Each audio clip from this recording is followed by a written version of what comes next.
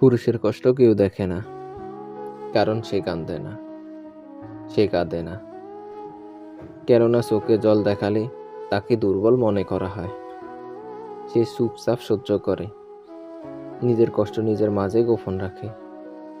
বহুবার হৃদয় ভেঙে যায়, কিন্তু সে কখনো কারো সামনে দম ভাঙে না। সে শুধু নীরবে ফুরে যায়, ভেতরে ভেতরে। তার কষ্টের গল্প কেউ শুনে না, কারণ সে কথা বলে না। সে হাসে, কাজ করে, দাঁড়িয়ে থাকে, বহুবার নিজের জন্য সময় পায় না। পুরুষের কষ্ট বড়, কিন্তু সে কখনো তা প্রকাশ করে না। সে ভালোবাসেই দুঃখ পায়, কিন্তু তা লুকিয়ে রাখে।